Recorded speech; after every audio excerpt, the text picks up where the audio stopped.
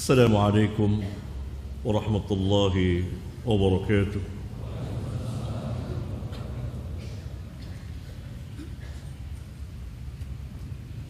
الحمد لله على نعمة الإسلام والسنة وعلى فهم السلف الأمة، وصلى الله وسلم على النبي رحمة وعلى آله وأصحابه ومن تبعهم بإحسان إلى يوم الدين، وبعد.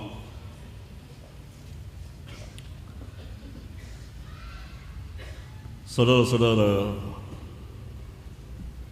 yang saya muliakan,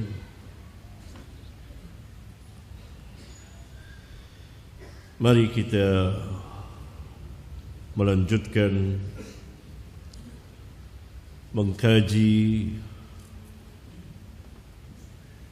secara ilmiah insyaallah ta'ala sebuah manhaj yang sangat besar lagi agung, itu perjalanan salafun as-salihin radhiyallahu anhum jami'an, yang mereka sebagai wakil-wakil Islam yang mengajarkan dan mendakwakan dinul Islam.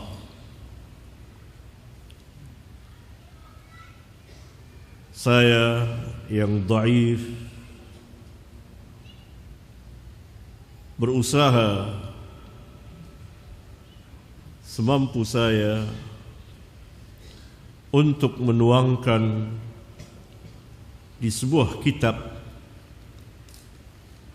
yang saya namakan syarah atau syarahu sebetulnya, yakni penjelasan, keterangan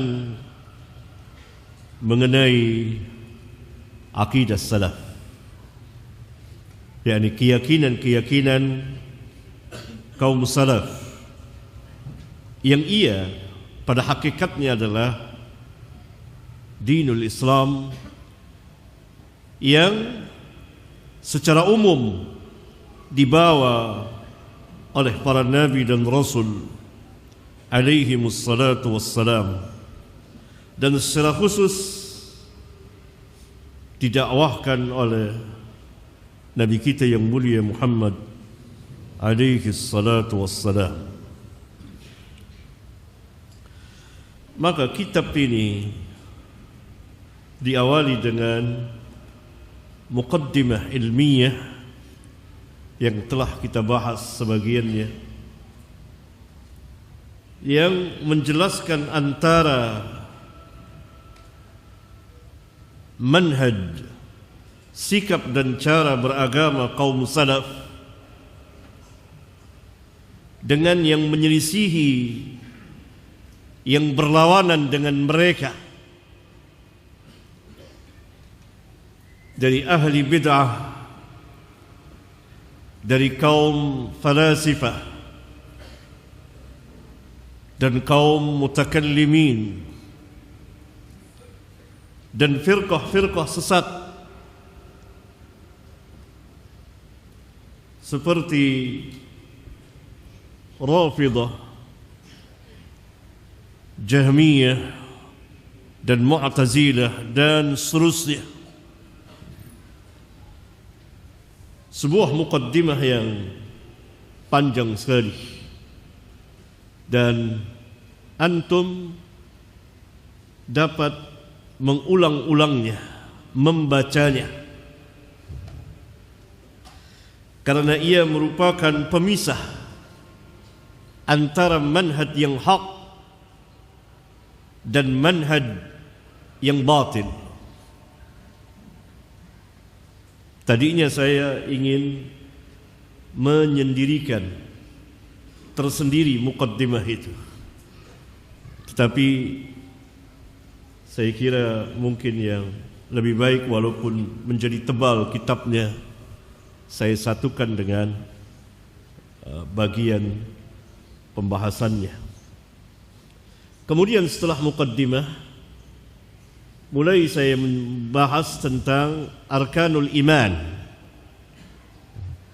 dari keimanan kepada Allah, kemudian keimanan kepada para malaikat, lalu kepada kitab-kitabnya, dan pertemuan yang lalu adalah sekilas mengenai keimanan kepada para nabi dan rasul. Dan pada pertemuan hari ini secara khusus kita akan berbicara mulai dari poin akidah ke-70 halaman 401 sampai akidah ke-115.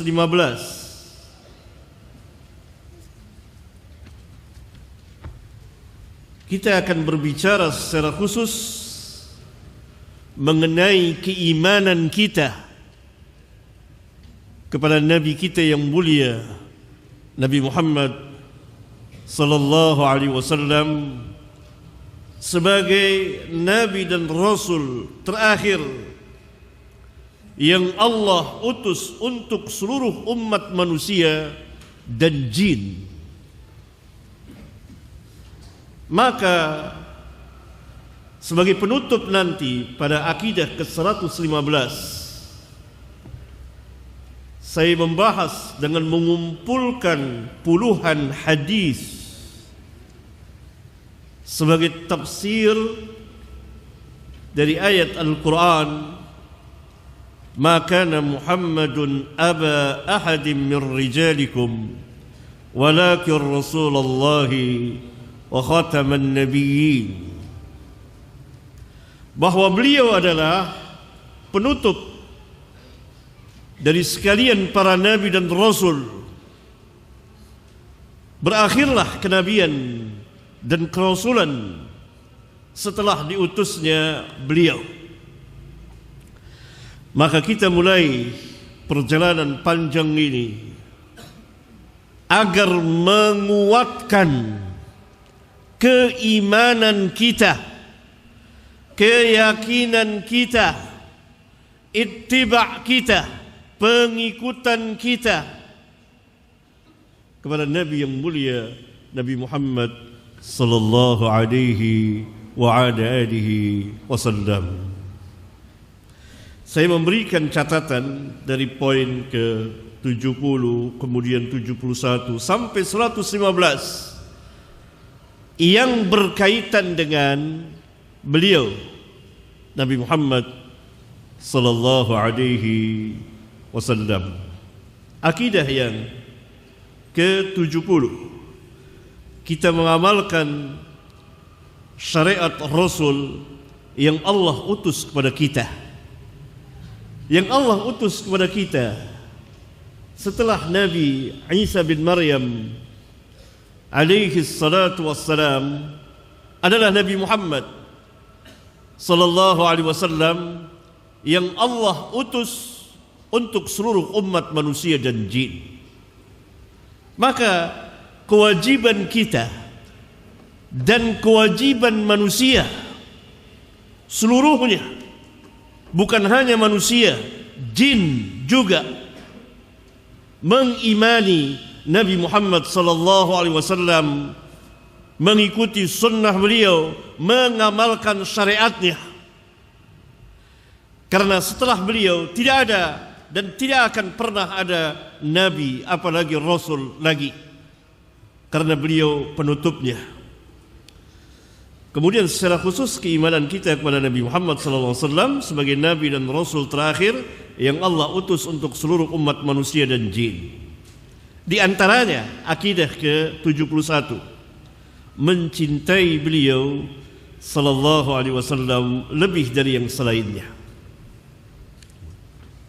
Ini merupakan akidah yang sangat agung, sangat besar, yang harus dan wajib kita tanamkan di hati-hati kita, bahwa mahabbah kita, kecintaan kita kepada Nabi Muhammad sallallahu alaihi wasallam, nabi kita yang Allah utus kepada kita, yang Allah utus untuk seluruh umat manusia dan jin, lebih dari yang selainnya, lebih dari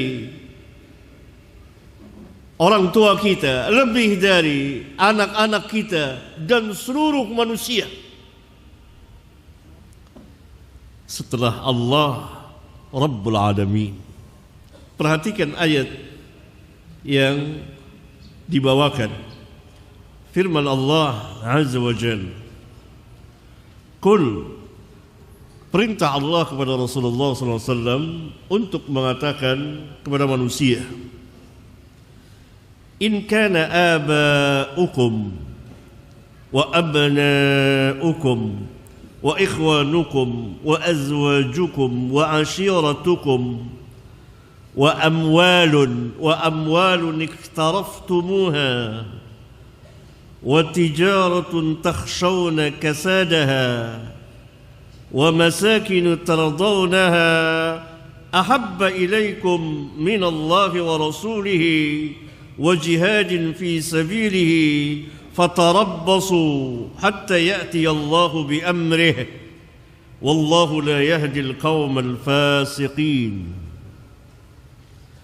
Katakan, hai Muhammad, jika bapak-bapak kamu dan anak-anak kamu dan saudara-saudara kamu dan istri-istri kamu dan keluarga kamu dan harta yang kamu usahakan dan perniagaan, perdagangan yang kamu takutkan kerugiannya dan tempat-tempat tinggal yang kamu sukai lebih kamu cintai dari Allah dan Rasulnya dan jihad di jalannya, maka tunggulah sampai Allah mendatangkan keputusannya, perintahnya, yakni azabnya.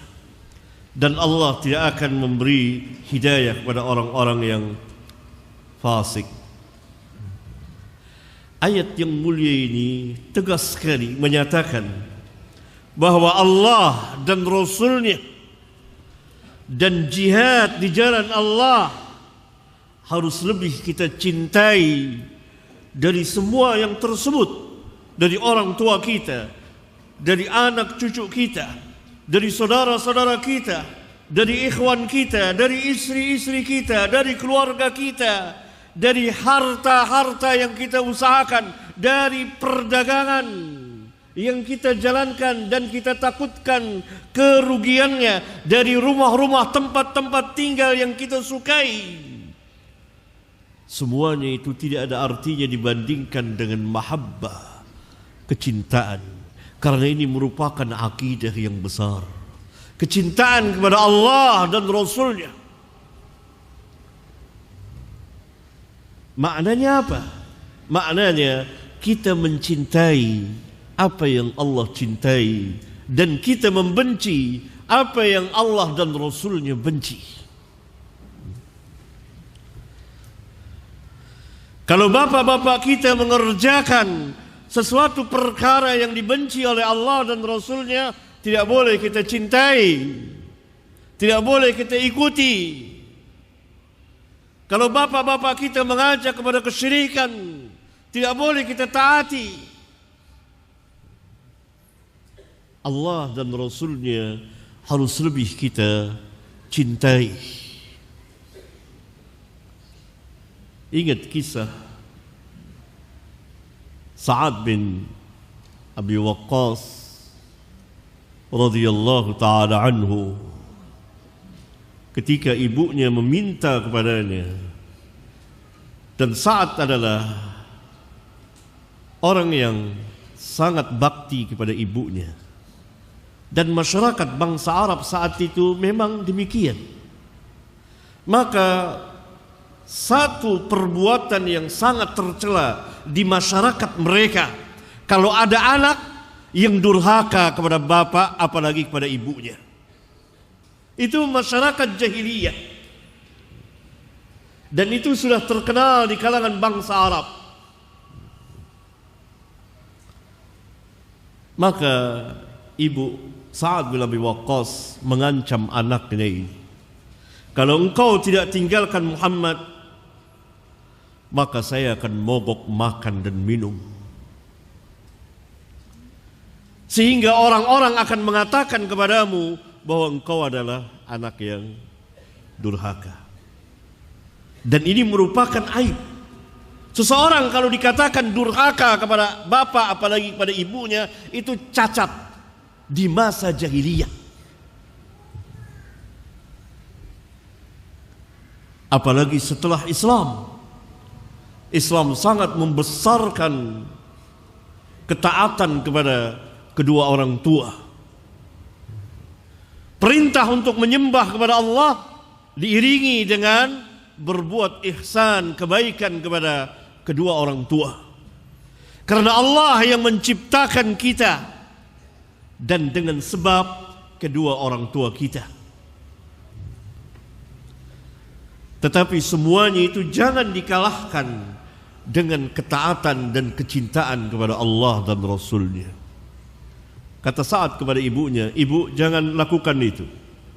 Yakni karena saya tidak akan meninggalkan agama Rasulullah SAW. Maka ibunya pun mogok makan dan minum.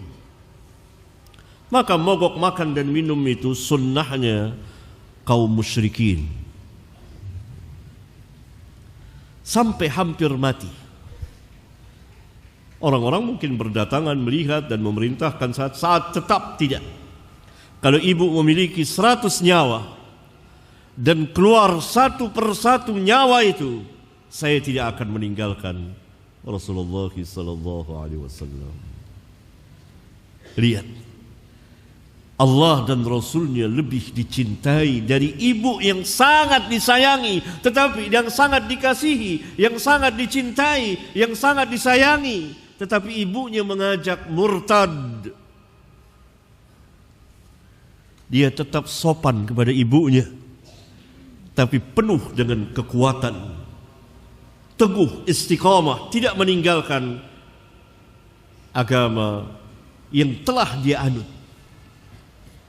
Karena itu Rasulullah SAW memasukkan, ini salah satu di antara yang lainnya, Sa'ad bin Abi Waqqas radhiyallahu ta'ala anhu, salah seorang dari 10 orang yang dijamin masuk jannah.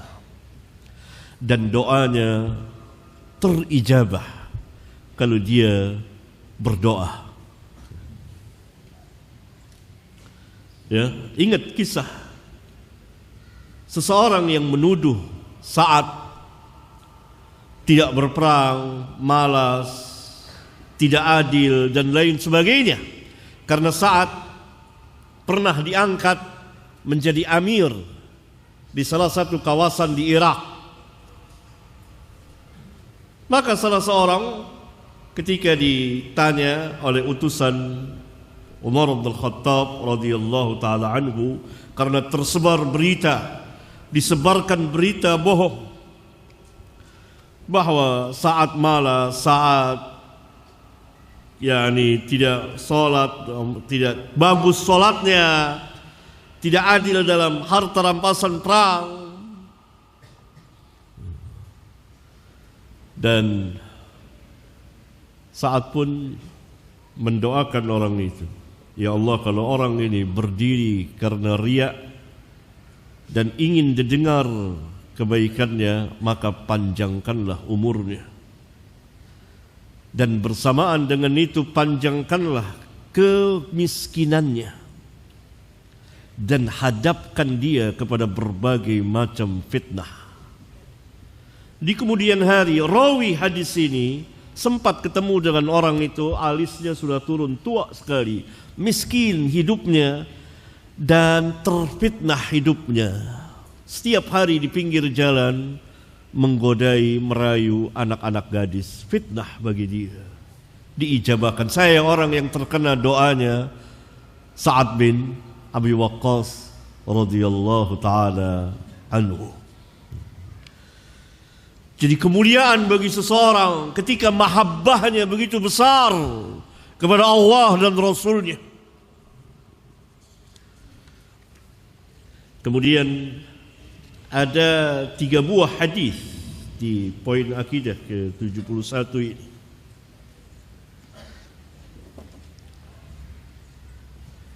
Hadis yang pertama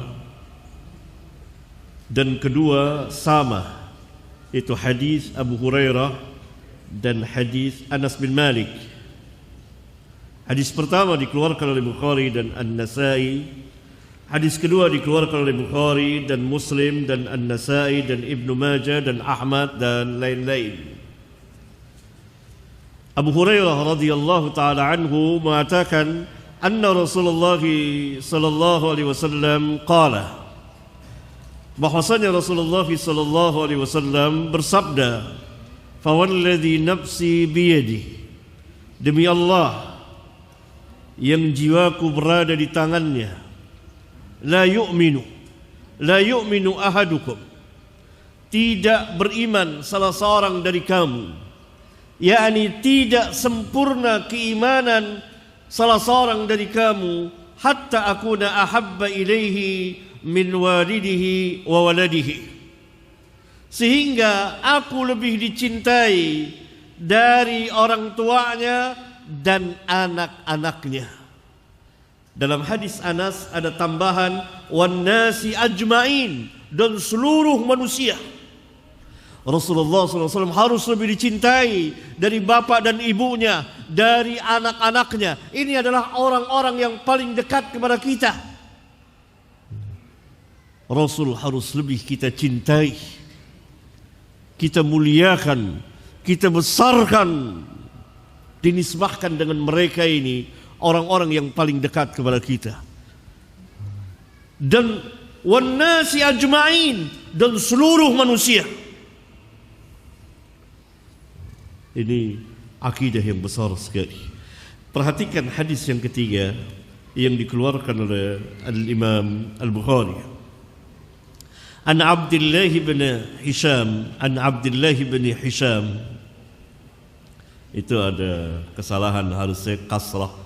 Ini An Abdullah bin, ini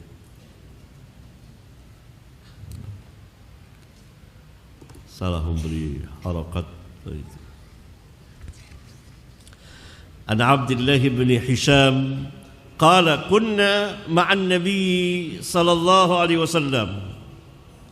Dari Abdullah bin Hisham, dia berkata, kami pernah bersama Nabi sallallahu alaihi wasallam, wa huwa akhidun bi yadi Umar bin Al-Khattab, dan beliau memegang tangan Umar bin Khattab.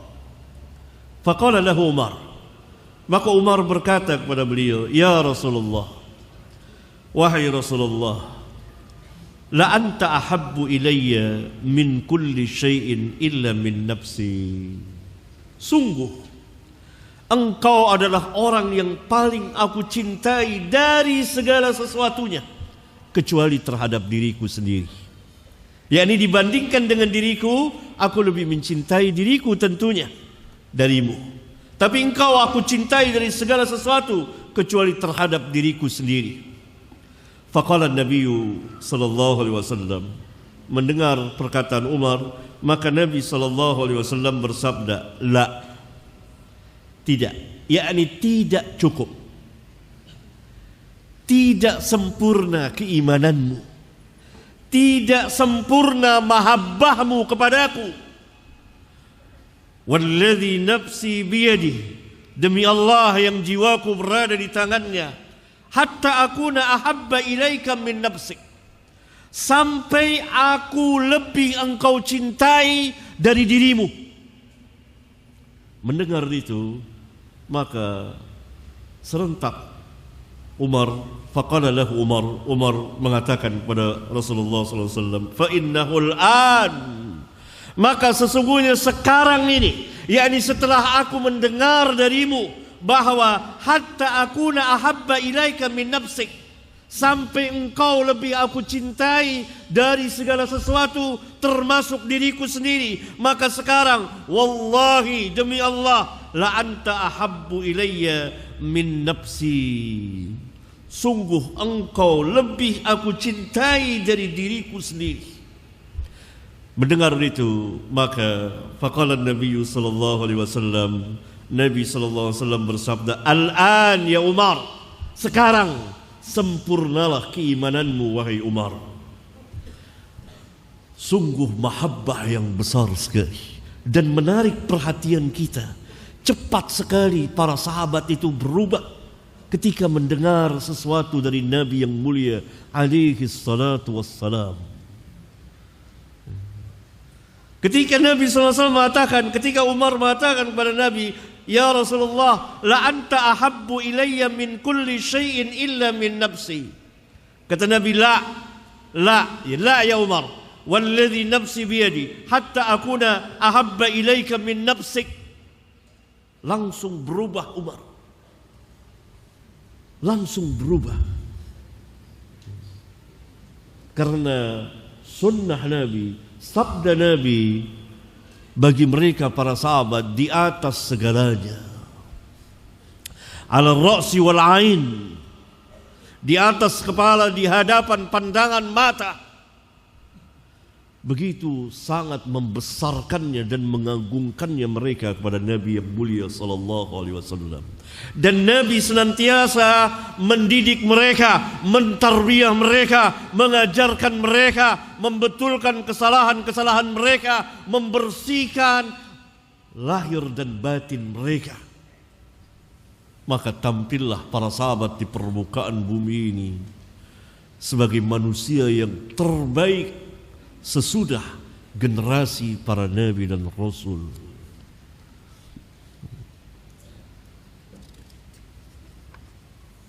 Dan ini akidah yang sangat besar sekali.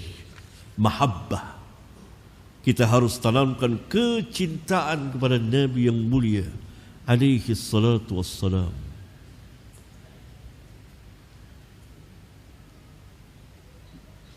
Orang kalau mencintai seseorang pasti dia akan banyak menyebutnya. Dan menyebut Nabi, Allah telah perintahkan apa? Ya ayyuhalladzina amanu inna Allaha wa malaikatahu yusalluna 'alan nabi. Ya ayyuhalladzina amanu sallu 'alaihi wa sallimu taslima.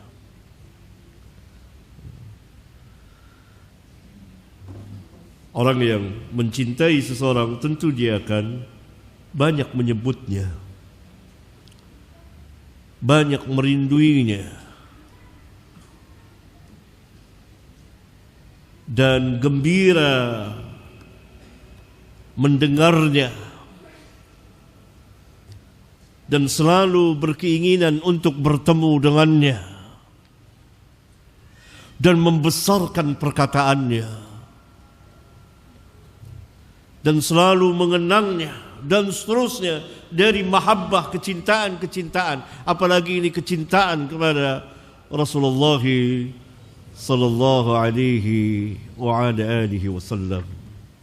Kiranya 3 buah hadis ini sangat mendasar sekali menjelaskan tentang mahabbah seorang mukmin kepada Nabi yang mulia Nabi Muhammad sallallahu alaihi wasallam. Sehingga Nabi sallallahu alaihi wasallam mengatakan, la yu'minu ahadukum hatta akuna ahabba ilaihi min walidihi wa waladihi wan nasi ajma'in.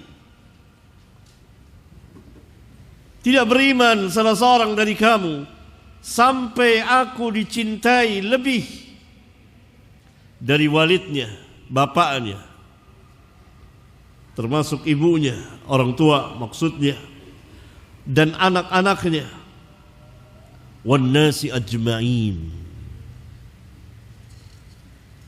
Dan itu adalah manhaj para sahabat ridwanullah alaihim jami'an. Karena hakikat mahabbah adalah mencintai apa yang ia cintai dan membenci apa yang ia benci. Karena itu para sahabat selalu berpegang dengan sunnah beliau, tidak pernah keluar dari sunnah Rasulullah sallallahu alaihi wasallam, dan membenci yang menjadi lawan dari sunnah itu bid'ah. Berarti kalau kita mengerjakan bid'ah, maka mahabbah kita dipertanyakan. Karena bid'ah adalah perkara yang dibenci oleh Rasulullah sallallahu alaihi wasallam. Iyyakum wa muhdatsatil umur. Awaslah kamu dari bid'ah, dari perkara-perkara yang baru. Bagaimana mungkin kita mencintai apa-apa yang dibenci oleh Nabi yang mulia alaihi salatu wassalam? Maka di dalam masyarakat para sahabat ridwanullah alaihim jami'an tidak tersebar bid'ah. Mati bid'ah itu. Dan selalu mereka menentangnya. Karena ini perkara yang sangat dibenci oleh Allah dan Rasulnya. Dan Rasulullah SAW mewanti-wanti, memperingati agar tidak mengikuti bid'ah.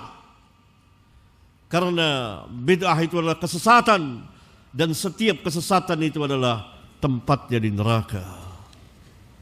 Walhasil para sahabat ridwanullah alaihim jami'an, karena mahabbah mereka yang begitu besar, maka mereka mentaati Nabi yang mulia alaihi salatu wassalam. Tidak pikir-pikir, tidak pilih-pilih.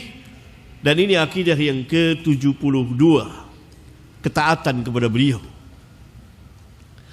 Ketaatan kepada beliau sallallahu alaihi wasallam berdasarkan beberapa ayat Al-Quran. Ayat yang pertama, firman Allah Jalla wa ala, Ya ayyuhalladzina amanu ati'u Allah wa ati'u ar-rasul wa ulil amri minkum.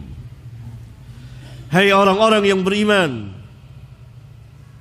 taatlah kepada Allah dan taatlah kepada Rasul dan taatlah kepada ulil amri di antara kamu.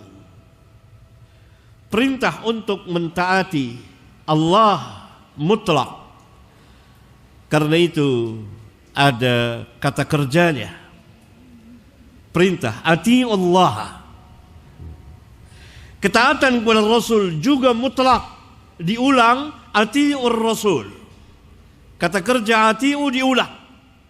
Ketaatan kepada ulil amri. Ulil amri itu adalah al-ulama wal umara. Ahli agama dan para pemimpin. Ulama dan umara, itu ulil amri. Ketaatan kepada ulama dan kepada umara tidak mutlak, tetapi kembali kepada ketaatan kepada Allah dan Rasulnya, yakni dalam rangka mentaati Allah dan Rasulnya. Karena itu ketaatan kepada ulama dan umara yang maksudnya ini ulil amri. Ulil amri itu adalah al-ulama wal umara. Bahkan yang mengambil bagian terbesar dari ulil amri adalah al-ulama, ahli din. Tidak mutlak, hanya terbatas dalam hal yang ma'ruf. Nanti kita akan sampai pada bab tersendiri mengenai ulil amri. Kemudian fa'in tanaza'tum fi syai'in, maka jika kamu berselisih, yakni berbeda pendapat, fi syai'in, dalam sesuatu, Apa saja urusan dunia dan akhirat. Karena dinul Islam mengatur keduanya. Mengatur urusan kehidupan dunia dan kehidupan akhirat. Karena itu sangat terkenal doa Rabbana atina fid dunya hasanah wa fil akhirati hasanah wa qina azabannar.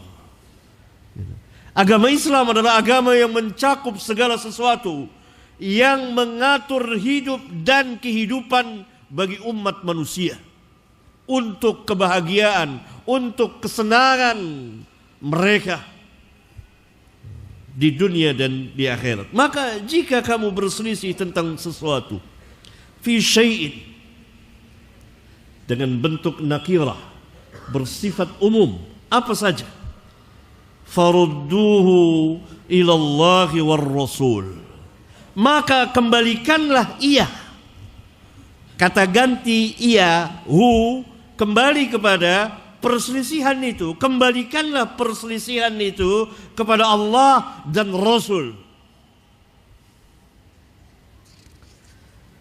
Tidak diulang kata ila ketika menyebut Rasul, war Rasul langsung.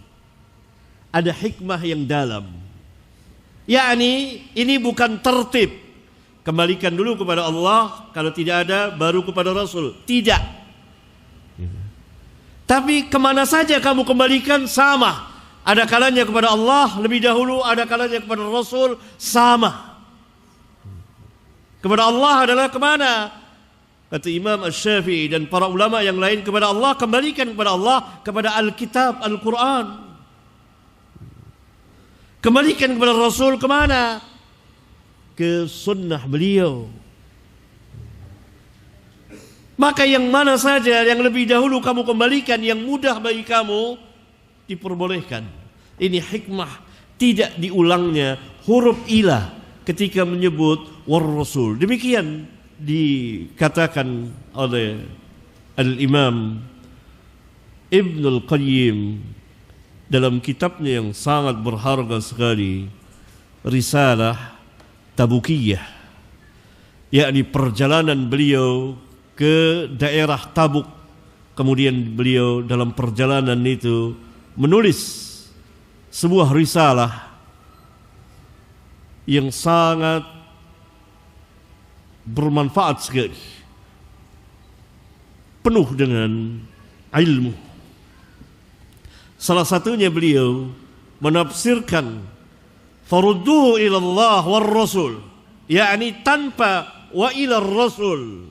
Hikmahnya seperti itu. Kemudian ada in syartiyah, syarat in kuntum tu'minuna billahi wal yawmil akhir. Jika memang benar-benar kamu beriman kepada Allah dan Rasulnya, pasti kamu akan mengembalikan perselisihan kamu kepada Al-Quran dan Sunnah.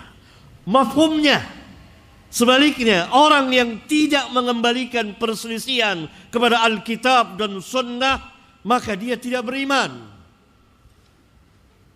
atau tidak sempurna keimanannya. Ayat yang mulia ini sebesar-besar ayat yang menjelaskan kepada kita bahwa kita mengambil agama kita dari Alkitab dan Sunnah. Kalau ada perselisihan, kembalikan kepada Alkitab dan Sunnah.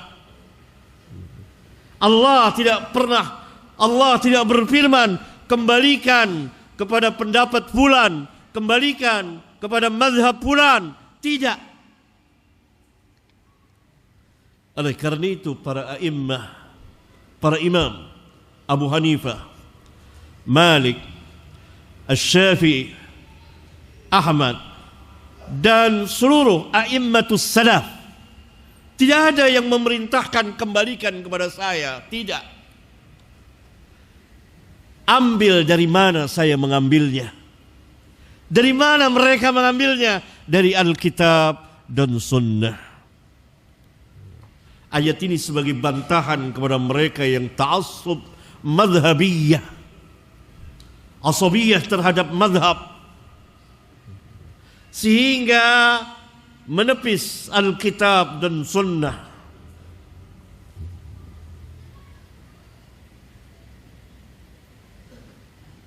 dan juga membatalkan menentukan salah satu mazhab untuk diikuti sepanjang hayat kehidupan keagamaannya. Karena Rabbuna mengatakan farudduhu ilallahi war rasul. Seluruh para ulama mengembalikan. Para ulama ahli agama, kita meminta bantuan mereka untuk memahami Alkitab dan Sunnah. Karena para ulama, kata Nabi, warasatul anbiya, pewaris para nabi dan rasul. Dan para nabi dan rasul tidak mewarisi dinar dan dirham, mereka mewarisi ilmu. Maka para ulama adalah pemegang ilmu, pengemban ilmu, yang menyebarkan ilmu. Tentu kita tidak akan pernah merasa cukup dari ilmu mereka. Tapi mereka semuanya memerintahkan kembalikan kepada Alkitab dan Sunnah, karena berakibat baik. Akhir dari perjalanan itu akan menjadi baik. Ini makna yang besar dari firman Allah menutup ayat yang mulia ini. Zalika khairu wa ahsanu ta'wila. Yang demikian itu lebih baik, lebih bagus kesudahannya, berakhir dengan bagus. Seandainya kita mengembalikan kepada Allah dan Rasulnya, Alkitab dan Sunnah dengan cara-cara yang benar. Kemudian ayat yang kedua masih dalam surat yang sama, An-Nisa, wa ma arsalna mir rasulin illa liyuta'a biiznillah. Dan kami tidak mengutus seorang pun rasul melainkan untuk ditaati dengan izin Allah. Kemudian ayat yang ketiga masih dalam surat yang sama, wa man yuti'illaha war rasul fa ulaika ma'al ladzina an'ama Allahu 'alaihim minan nabiyyin was-siddiqin wasyuhada'i was-salihin wa hasuna ulaika rafiqa. Barang siapa yang mentaati Allah dan Rasulnya, mentaati Allah dan Rasulnya, mengikuti Alkitab dan Sunnah, maka mereka itu akan bersama dengan orang-orang yang Allah telah memberikan nikmat kepada mereka. Ini tafsir dari ayat siratal ladzina an'amta alaihim. Siapa siratal ladzina an'amta alaihim? Di ayat ini dijelaskan. Pertama, minan nabiyyin, dari para nabi. Yang kedua, was-siddiqin, para siddiqin, orang-orang yang senantiasa membenarkan, seperti Abu Bakr as-Siddiq, as-Siddiqul Akbar, dan para siddiqin yang lainnya. Yang ketiga, wasyuhada'i, dan ulama masuk di dalam kelompok was-siddiqin, karena tinta ulama lebih berat timbangannya dari darah para syuhada, kata ulama. Wasyuhada, orang-orang yang mati di medan perang, mati syahid. Wassalihin, dan umumnya orang-orang mukmin yang saleh. Kapan seorang itu dikatakan saleh dan salehah? Harus memenuhi dua syarat. Syarat yang pertama, hablum minallahnya baik, hubungannya dengan Allah baik, dia mentaati Allah, mengerjakan perintah Allah dan menjauhi larangan Allah. Demikian juga yang berkaitan dengan Rasulullah SAW. Syarat yang kedua, hablum minan nasnya baik, hubungannya dengan orang tuanya, dengan saudaranya, dan begitulah dengan manusia. Maka kalau hablum minallahnya baik, hablum minan nasnya baik, hubungannya dengan Allah baik dan hubungannya dengan manusia baik, maka masuklah dia ke dalam kelompok orang-orang yang saleh. Kalau hilang salah satu syaratnya, maka dia tidak dimasukkan ke dalam orang-orang yang saleh. Wa hasuna ulaika rafiqa, maka mereka itulah sebaik-baiknya teman. teman yang paling baik mereka ini, an-nabiyyin was-siddiqin was-syuhada'i was-salihin. Mereka inilah 4 golongan ini yang Allah sebutkan dalam surat yang kita ulang-ulang setiap hari. Ihdinas siratal mustaqim siratal ladzina an'amta 'alaihim. Siapa orang-orang yang Allah telah memberikan nikmat kepada mereka? Mereka ini. Jawabannya ada dalam surat An-Nisa ayat 69. An-nabiyyin was-siddiqin was-syuhada was-salihin. 4 kelompok, 4 golongan ini.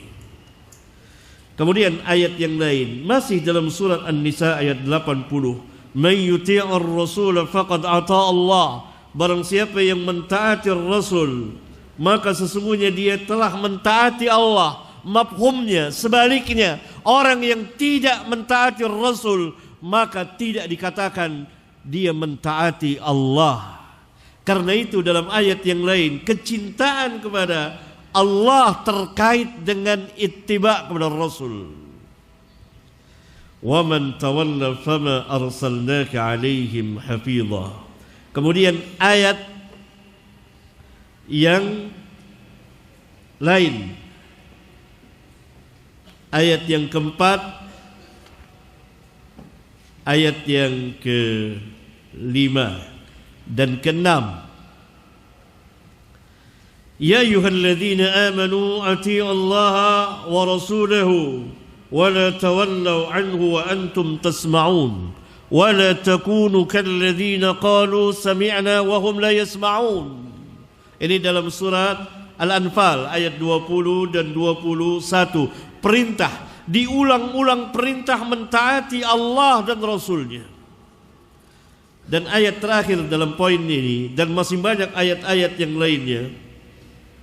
Ya ayyuhalladzina amanu taqullaha wa qulu qawlan sadida yuslih lakum a'malakum wa yaghfir lakum dhunubakum wa man yuti'illaha wa rasulahu faqad faza fawzan 'azima. Orang yang mentaati Allah dan Rasulnya, maka sesungguhnya dia telah mendapat kemenangan yang sangat besar sekali. Oleh sebab itu para sahabat ridwanullah alaihim jami'an memperoleh kemenangan ketika mereka mentaati Allah dan Rasulnya. Puluhan ayat di dalam Al-Quran diulang-ulang oleh Allah Subhanahu wa ta'ala memerintahkan mentaati, agar orang-orang yang beriman mentaati Allah dan Rasulnya. Kemudian akidah yang ke-73, ittiba, mengikuti. Ini saling beriringan. Karena itu kita mulai dulu dari mahabbah. Kalau kita tidak cinta kepada Nabi yang mulia, maka kita akan masuk ke dalam an-nifaq. Mahabbah, kemudian mentaati Rasul, kemudian ittiba kepada beliau, mengikuti kepada beliau sallallahu alaihi wasallam.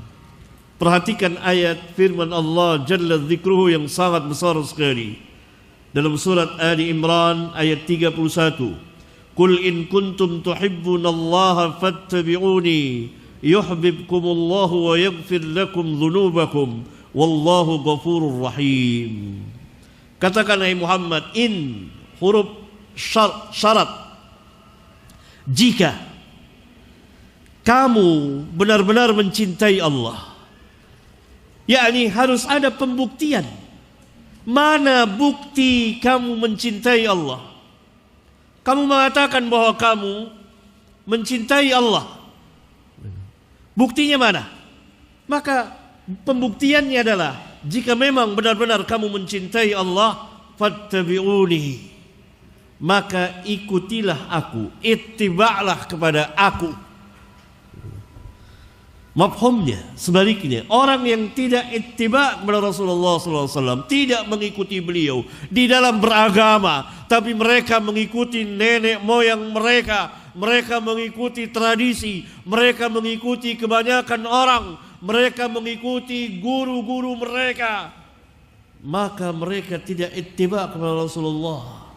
Berarti seruan mereka cinta kepada Allah adalah bohong, dan amal-amal mereka tertolak. Karena itu dahulu kaum salaf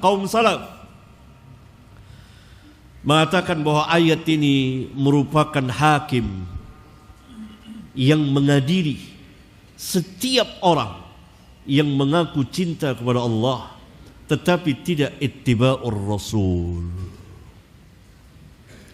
tidak mengikuti Rasulullah sallallahu alaihi wasallam.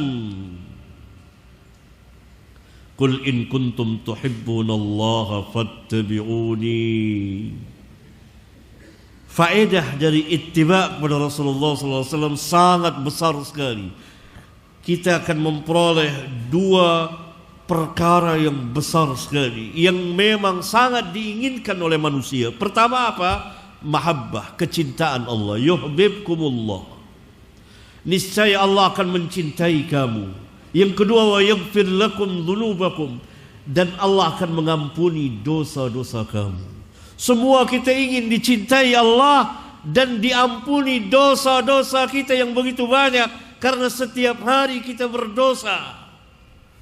Maka keutamaan ittiba'ur rasul. Makna ittiba'ur rasul mengikuti beliau di dalam beragama ini, di dalam peribadatan dan lain sebagainya. Karena Rasulullah SAW merupakan uswah hasanah, contoh qudwah yang sangat mulia, sangat baik sekali. Dan kebanyakan kaum muslimin atau sebagiannya, kalau tidak mau dikatakan sebagian besar, lalai dalam ittiba'ur rasul.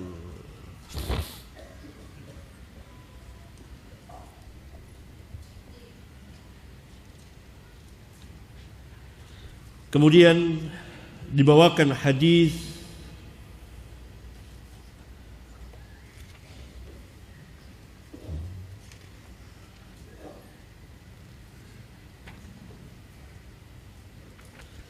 yang dikeluarkan oleh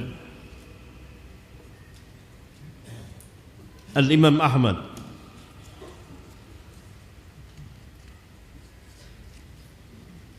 Beliau mengatakan haddatsana Abdul Razzaq. Berkata Abdul Razzaq, akhbarana Sufyan an Jabir an Sya'bi an Abdullah bin Thabit qala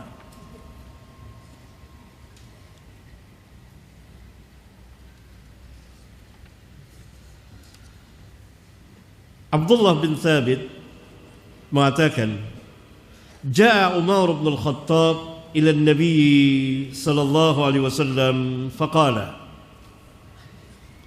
Umar bin Khattab pernah datang menemui Nabi sallallahu alaihi wasallam, maka Umar berkata, Ya Rasulullah,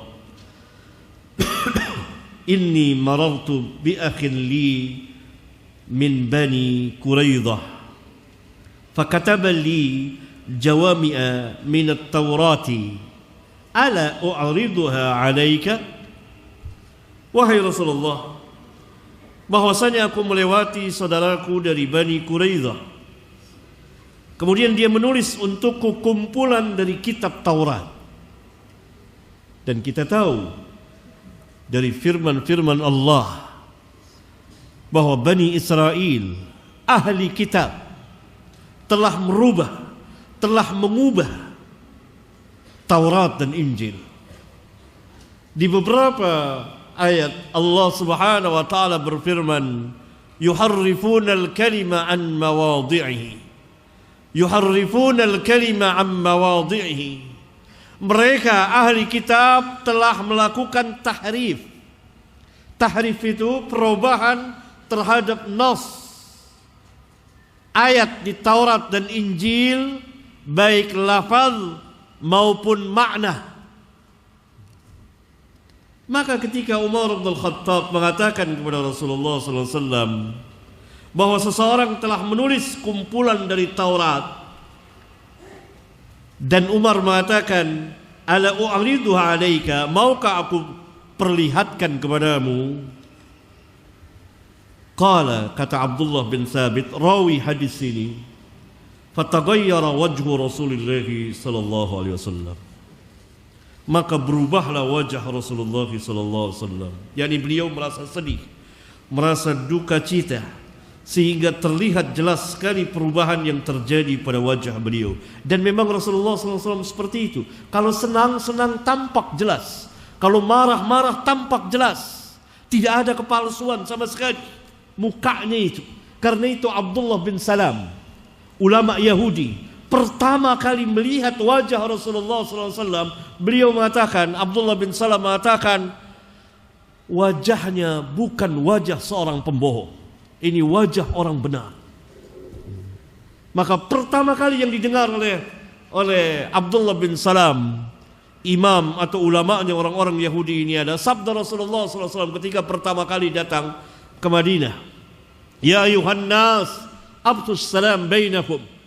Wahai manusia, sebarkanlah salam di antara kamu. Wa'atimut ta'am, berilah makan kepada manusia. Wasallu bil lail wan nasu niyamun tadkhulul jannah bis salam. Salatlah di waktu malam ketika manusia tidur, niscaya engkau akan masuk surga dengan selamat. Lihat, kalau marah, kalau tidak suka, tampak jelas. Tampak jelas di wajah beliau. Kalau gembira, senang, sampai tertawa, kelihatan jelas. Tidak ada kepalsuan sama sekali. Maka ketika mendengar Umar bin Khattab seperti itu, maka berubahlah wajah Rasulullah SAW. Tampak ketidaksukaan beliau. Oleh karena itu segera qala Abdullah, yakni Ibn Thabit, Abdullah bin Sabit berkata kepada Umar, fakultu lahu, aku mengatakan kepada Umar, ala tara ma bi wajhi Rasulullah sallallahu alaihi wasallam. Hai Umar, engkau tidak lihat wajah Rasulullah sallallahu alaihi wasallam yakni berubah? Maka Umar segera mengatakan, faqala Umar, radina billahi rabba wa bil islam dinan wa bi Muhammadin rasulan. Radina billahi rabban, radina billahi ta'ala rabban, wabil islami dinan wabi Muhammadin rasulan. Fasurriya anin Nabi sallallahu alaihi wasallam, maka cerah lagi wajah Rasulullah sallallahu alaihi wasallam mendengar perkataan Umar, kami reda Allah Ta'ala sebagai Rabb kami, dan Islam sebagai agama bagi kami, dan Muhammad sebagai Rasul kami. Waqala, dan beliau bersabda, walladzi nafsu Muhammadin, wa fi riwayatin walladzi nafsi biyadihi, demi Allah yang jiwa Muhammad, dalam riwayat yang lain yang jiwaku berada di tangannya. Lau asbaha fikum Musa, kalau sekiranya Musa berada di tengah-tengah kamu, thumma taba'tumuhu, kemudian kamu mengikutinya, wa taraktumuni, dan kamu meninggalkan aku, la dhalaltum, niscaya kamu akan tersesat. Perhatikan sabda yang sangat agung ini. Alangkah besarnya ittiba'ur Rasul. Alangkah besarnya ittiba'ur Rasul. Kalau Musa, Nabi yang mulia, ulul azmi, dan sebagian kisahnya telah kita bahas di sini. Pertandingan beliau dengan para penyihir Fir'aun, dakwah beliau kepada Fir'aun, orang yang paling durhaka di permukaan bumi ini. Dan kepada Musa diturunkan Taurat, dan kepada Musa Allah langsung berbicara, ya Musa innani anallah. Yang didengar oleh Musa adalah suara Allah tabaraka wa ta'ala secara hakiki. Wa kallamallahu Musa taklima, kata Allah dalam Al-Quran. Dan benar-benar sungguh-sungguh Allah berbicara kepada Musa. Dan kepada Musa Allah turunkan 9 mukjizat. Dan Allah tulis Taurat dengan tangannya. Dan di dalam Taurat itu ada hidayah dan cahaya.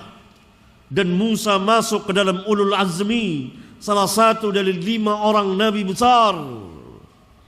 Kalau sekiranya Musa turun di tengah-tengah kita, berada di tengah-tengah kita, dan kita ittiba kepada Musa, tidak ittiba kepada Nabi yang mulia sallallahu alaihi wasallam, kata Nabi apa? La dhalaltum, Bagaimana mungkin sekarang kita ittiba kepada yang bukan Musa dalam masalah agama kita, dalam keyakinan, dalam peribadatan. Kita mengikuti kiai-kiai kita, tidak mengikuti ittiba'ur Rasul. Alangkah sesatnya dan kita dengan kesesatan yang jauh sekali dan dalam sekali. Ini hadis yang sangat besar sekali. Lau asbaha fikum Musa thumma ittaba'tumuhu wa taraktumuni la dhalaltum. Mengapa? Innakum hadzi minal umam wa ana hadzukum minan nabiyyin. Sesungguhnya kamu adalah bagianku dari umat-umat yang sebelum kamu, dan aku adalah bagian kamu dari para nabi yang sebelumku.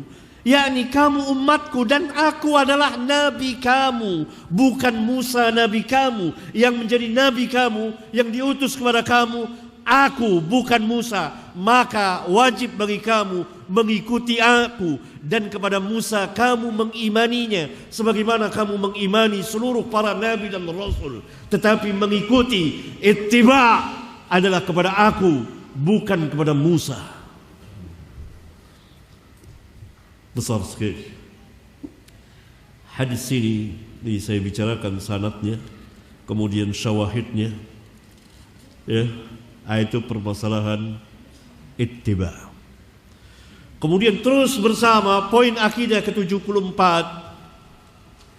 menerima segala yang beliau berikan atau perintahkan dan menjauhi apa yang beliau larang. Ini beriringan terus. Mentaati beliau, mahabbah kepada beliau, mentaati beliau, ittiba kepada beliau, menerima segala yang beliau berikan dan menjauhi apa yang beliau larang. Dan ini dalil-dalil dari Al-Quran dan Sunnah. Di antaranya ayat firman Allah Azza wa Jalla, وَمَا آتَاكُمُ الرَّسُولُ فَخُذُوهُ وَمَا نَهَاكُمْ عَنْهُ فَانْتَهُوا وَاتَّقُوا اللَّهَ إِنَّ اللَّهَ شَدِيدُ الْعِقَابِ. Dalam surat Al-Hasyr ayat 7. Dan apa-apa yang diberikan Rasul kepada kamu, maka terimalah ia.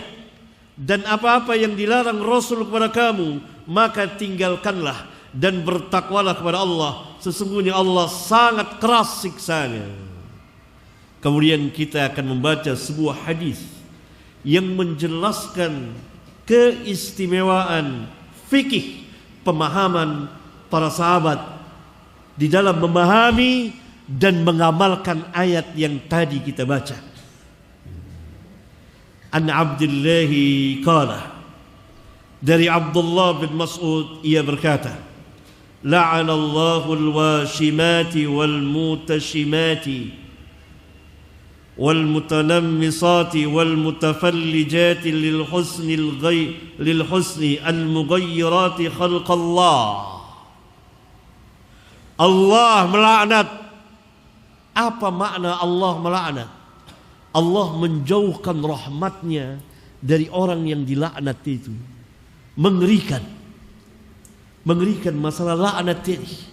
Jauh kita dari rahmat Allah. Apa itu rahmat Allah? Kasih sayang Allah.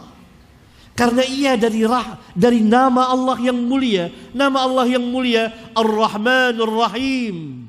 Sifatnya adalah Ar-Rahmah. Itu sifat zat Allah dan sifat fi'liyah, perbuatan Allah. Nah, kalau Allah jauhi rahmatnya dari kita, alangkah nistanya kita, alangkah nistanya kita, alangkah hinanya kita, alangkah rendahnya kita.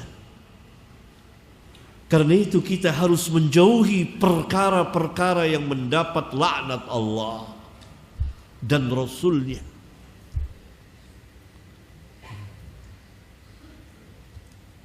Di antaranya pertama al-washimati, orang-orang yang mentato. Di sini disebut perempuan karena umumnya orang-orang jahiliyah laki-lakinya hampir tidak mentato. Kalaupun ada mungkin jumlahnya sedikit. Yang terbanyak adalah perempuan-perempuan mereka mentato. Zaman sekarang dan zaman sebelumnya laki-laki yang mentato, dan sekarang laki perempuan hobi mentato. Kaum muslimin sebagiannya, dan mereka miskin ilmu, tidak tahu. Barangkali setelah mendengar ini mereka tobat, karena mentato wal mutashimati, dan minta ditato adalah perbuatan yang terlaknat.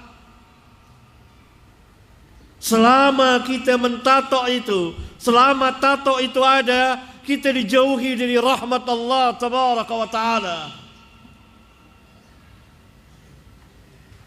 Yang selanjutnya wal mutanammisati, perempuan-perempuan yang mencukur alisnya. Banyak sekali ibu-ibu, bahkan anak-anak gadis, khususnya ketika akan melaksanakan pernikahan, dicukur alisnya, diganti dengan alis palsu, pakai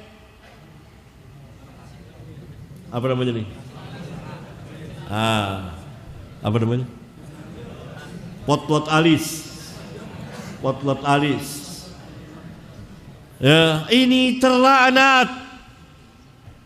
Hendaklah diberitahukan, sesama akhwat beritahukan. Kali ini banyak terjadi pada akhwat, pada ibu-ibu, diberitahukan. Unsur akhaka zaliman aw madluman, tolong saudaramu yang zalim dan yang dizalimi. Wal mutafallijati lil husni, dan yang mengkikir giginya untuk kecantikan, bukan perbaikan. Kalau perbaikan boleh, giginya nggak beraturan, diperbaiki boleh. Ya, ada sekarang pakai, ya.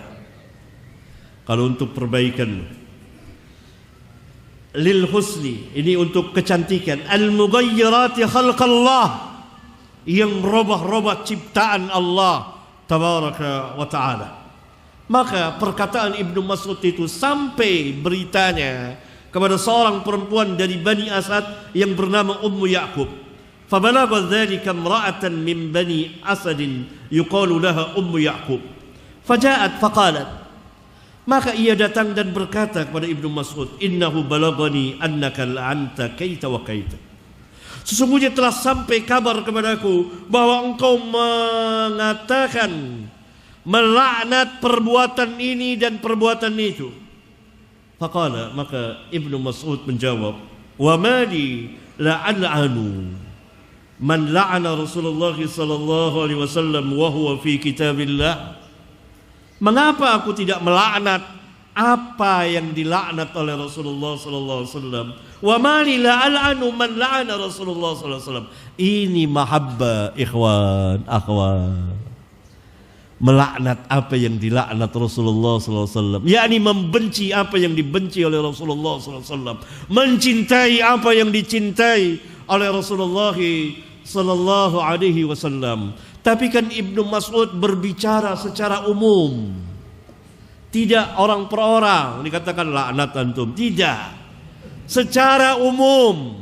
Perhatikan, tidak langsung kepada perempuan-perempuan Ibnu Mas'ud mengatakan laknatullah atasmu, laknatullah, tidak, secara umum.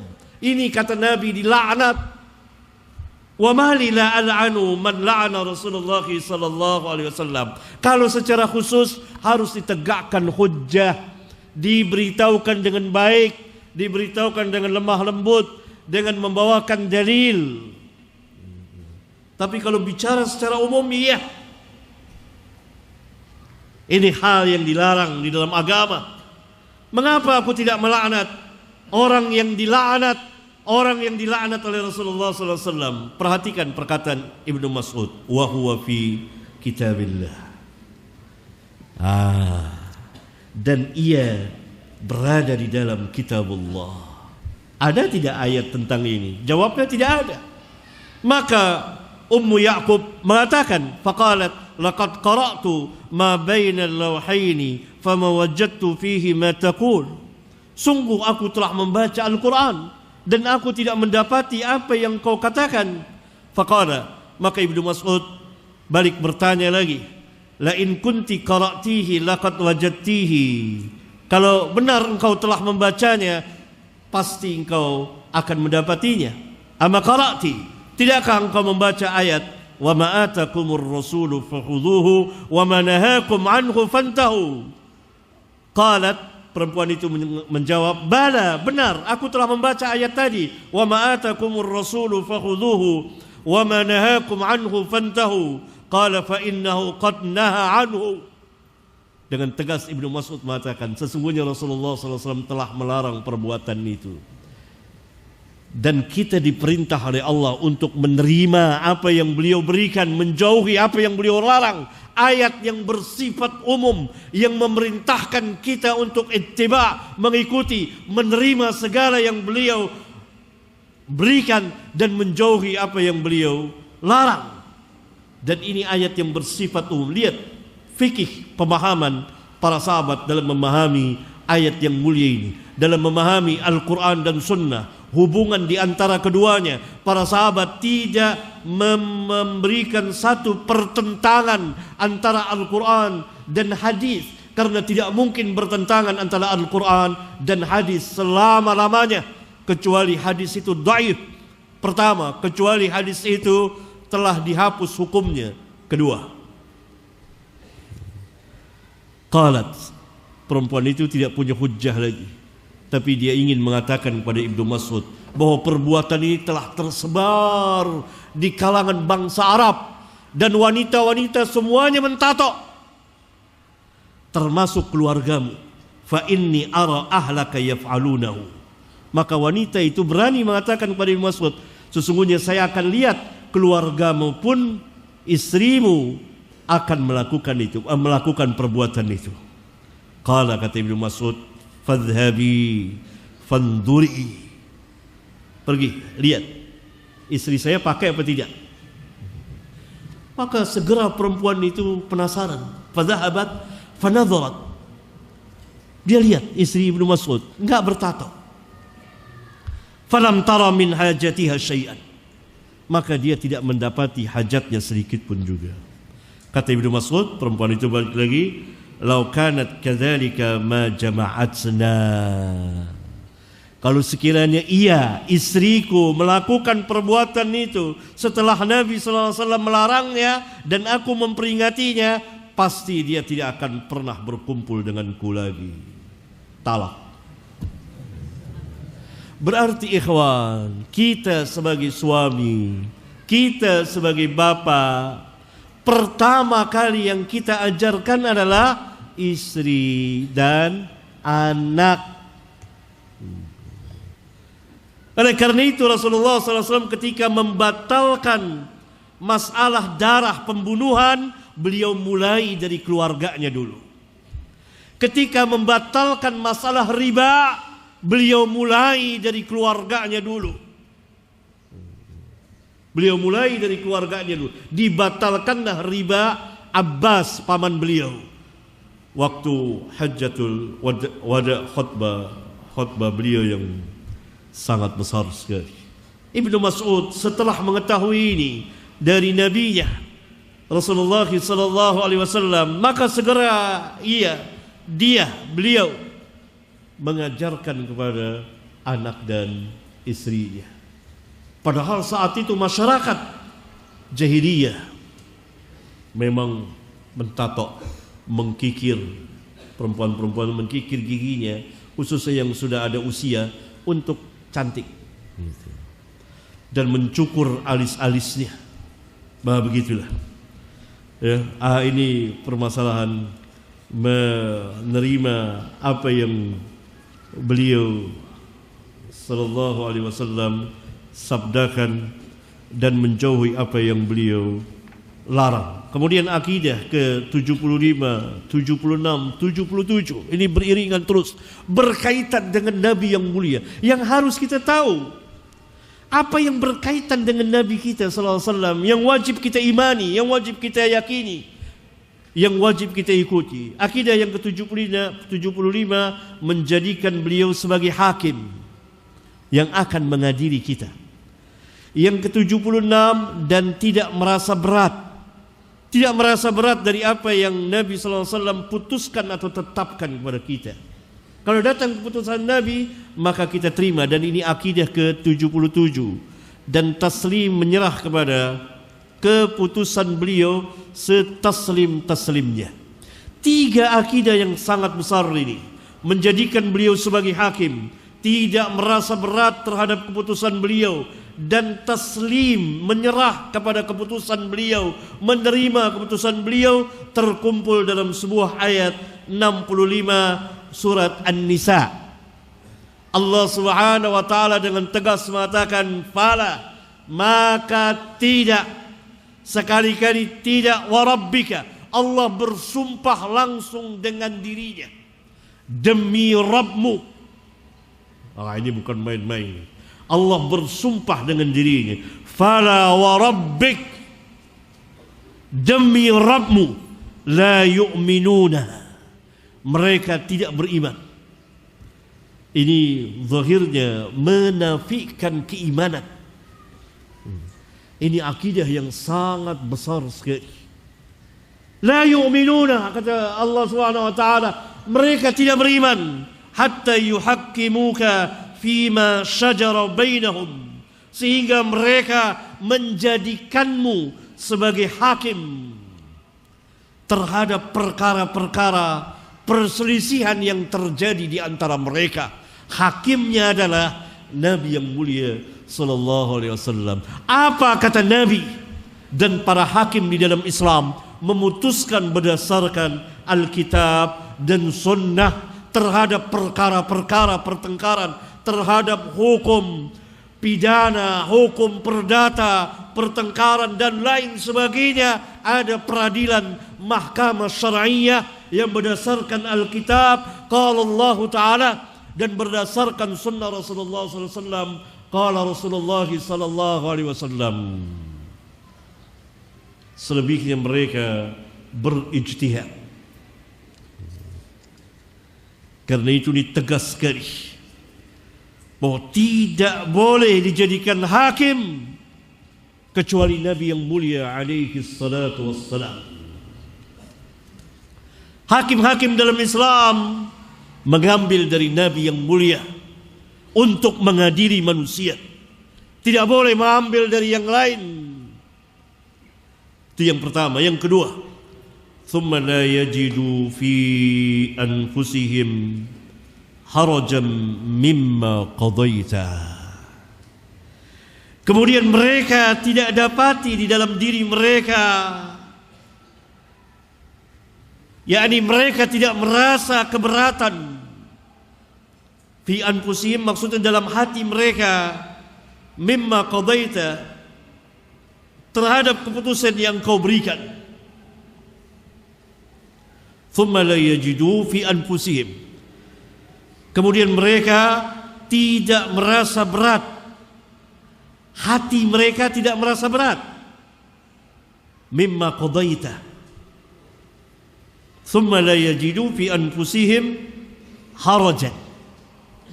Kemudian setelah engkau menjadi hakim dan diputuskan, maka yang diputuskan hukum itu la yajiduna fi anfusihim harajan, tidak merasa berat atau keberatan dalam hati-hati mereka, mimma qadaita, terhadap keputusan yang engkau berikan. Dan yang ketiga, wa yusallimu taslima, mereka menerima. Taslim itu menerima. Tidak cukup sampai di situ. Taslima, setaslim-taslimnya, yakni sepenuhnya mereka menerima.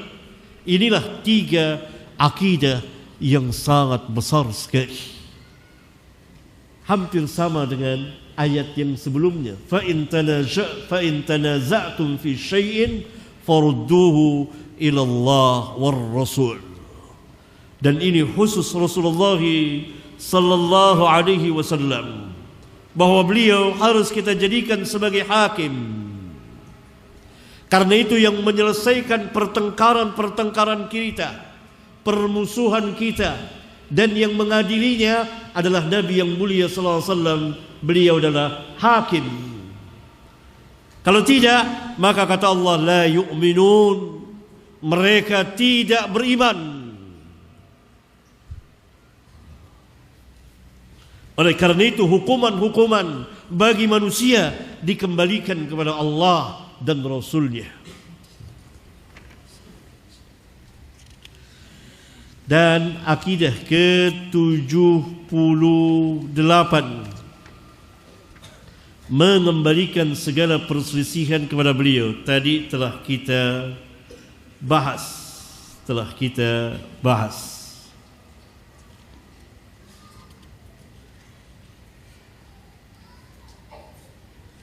Dan saya sedikit memberikan penjelasan di ayat ya ayyuhalladzina amanu atiiullaha wa atiiur rasul wa ulil amri minkum. Ya. Kemudian akidah ke-79 berpegang dengan sunnah beliau, sunnah Nabi Muhammad sallallahu alaihi wasallam. Sunnah secara bahasa artinya as-siratu atau at-tariqatu, jalan atau perjalanan. Maka menurut istilah ia adalah sesuai dengan arti bahasa. Sirah, perjalanan Nabi. Perjalanan apa? Tentu perjalanan kehidupan beliau. Dalam hal apa? Dalam mendakwakan dan mengamalkan Islam secara kafah, menyeluruh, yang meliputi ya akidahnya, manhajnya, ibadahnya, hukum-hukumnya, muamalatnya, adab dan akhlaknya, politiknya, dan seterusnya, dari semua yang ada pada Islam. Berarti sunnah lebih luas artinya dari hadis. Dari satu sisi sama artinya dengan hadis. Setiap perkataan dan perbuatan serta takrir persetujuan beliau sallallahu alaihi wasallam. Arti takrir itu persetujuan beliau. Apa makna persetujuan beliau? Yakni beliau mendengar sahabat berkata atau melihat perbuatan sahabat atau diberitahukan oleh orang lain, oleh sahabat lain, bahwa fulan mengatakan seperti ini, fulan berbuat seperti itu, dan beliau ada kalanya diam. Maka diamnya beliau maknanya setuju dan masuklah ke dalam sunnah beliau. Karena beliau sifatnya tidak akan pernah diam kalau melihat kesalahan terjadi di hadapan beliau. Tidak mungkin beliau diam. Ada kalanya beliau tersenyum, ada kalanya beliau langsung tertawa. Ini setuju. Ya, beliau itu takrir. Tapi arti sunnah yang kedua lebih luas lagi, karena ia adalah merupakan perjalanan kehidupan Nabi sallallahu alaihi wasallam di dalam mendakwakan dan mengajarkan serta langsung mengamalkan Islam secara menyeluruh, yang dilihat, dipelajari, dipahami, kemudian diamalkan oleh para sahabat, dihafal dan diamalkan, kemudian didakwakan atas perintah Nabi yang mulia sallallahu alaihi wasallam. Nah, sunnah dalam arti yang kedua ini menjadi lawan bagi bid'ah. Maka apabila perjalanan kehidupan seseorang tetap berada di atas sunnah, maka dikatakan fulanun ala sunnah. Tidak dikatakan fulanun alal hadis, tidak. Karena hadis menjadi dalil bagi sunnah. Kalau seseorang mengerjakan sesuatu, baik itu keyakinan atau perkataan atau perbuatan, yang ditanya hadisnya atau sunnahnya, yang ditanya ada sunnahnya tidak, yakni sunnah Nabi, bukan hukum sunat, bukan hukum tidak wajib, tidak.